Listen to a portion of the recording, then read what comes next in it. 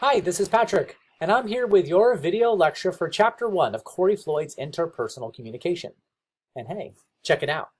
Different shirt, even different glasses. Okay, today's lecture is all about the various communication models. Our textbook outlines 3 communication models. Now, in a moment, I'm going to walk you through all 3 of these models visually, but let's examine a brief overview of the models first. Before moving into the models themselves, I would like to acknowledge our textbook, Interpersonal Communication by Kory Floyd, which is where I have adapted this information from. The initial model the book discusses is the action model. This model is a pretty simplistic one that entails only one-way communication. A source sends a message to a receiver and bam, it's done. Now, communication scholars realized this was too simplistic, so they soon developed a more detailed model called the interaction model of communication. This model acknowledged that the source would send feedback to the receiver after receiving communication.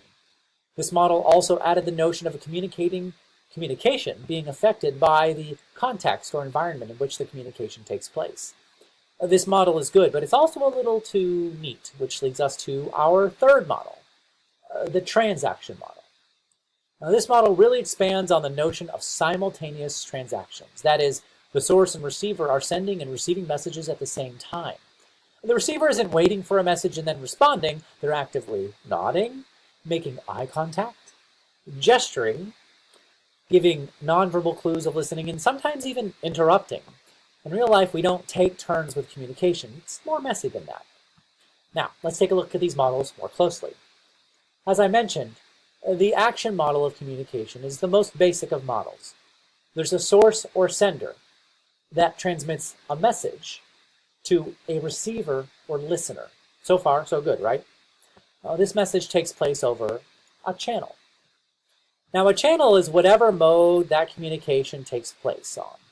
A channel could be the human voice. It could be a written word. It could be a text message or a phone call. It could even be an email or a handwritten letter. Or it could even be hand gestures or the nod of a head. All of these are types of channels. Now, sometimes our messages get interrupted by something called noise. A noise is what might cause our messages to not get received and decoded properly. Noise could be external or internal. External noise could be loud construction going on nearby, or if you're at a concert and the speakers are blaring. Noise could also be internal. For example, if you're hungry or if you just saw a hot guy or girl and you're distracted, well, that would be internal noise. So that's the action model. Pretty easy. Too bad you'll probably never use it after this because the next 2 models are much more relevant. So next up is the interaction model. Just like with the action model, you have a source that sends a message to a receiver. But this time we have something called feedback that is sent back to the source. The message and feedback are both sent over channels, but they may be different channels. Crazy, right? Now there's still noise potentially interrupting both the message and the feedback. And another new part of the model is the context or environment.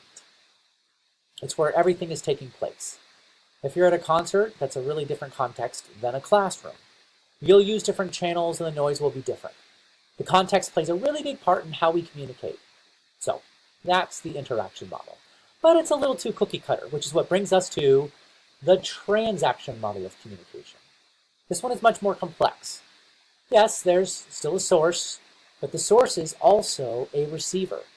The message is now message and feedback that goes to another source and receiver. Two-way arrows all over the place, as compared to the other 2 models, which were always one-way arrows. Of course, this all takes place over channels, which again could be different channels simultaneously. And yes, there is still noise and a context or environment. And that is the transaction model of communication. Now, this closely resembles how we actually communicate in real-time situations, in person, on the phone, or via webcam conversations.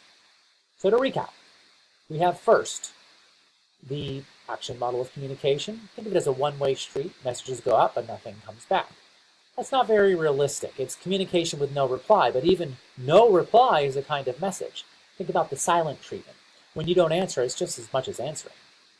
Next, The interaction model is like a divided highway. Cars on one side go in one direction and cars on the other go in the opposite direction, but they don't really share a road. This resembles what happens with text messaging and email. It's asynchronous communication. Even the fastest texters have to wait to get the original message to send feedback. Finally, the transaction model is like a single road with traffic going in both directions. And be careful, if you swerve, you can hit somebody in the other lane. Like I said before, this is what happens when we communicate synchronously or simultaneously.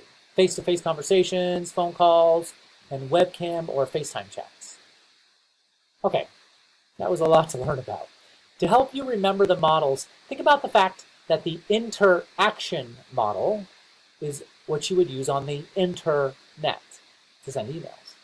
And the transaction model has an S in it for simultaneously. I don't know. Maybe that will help.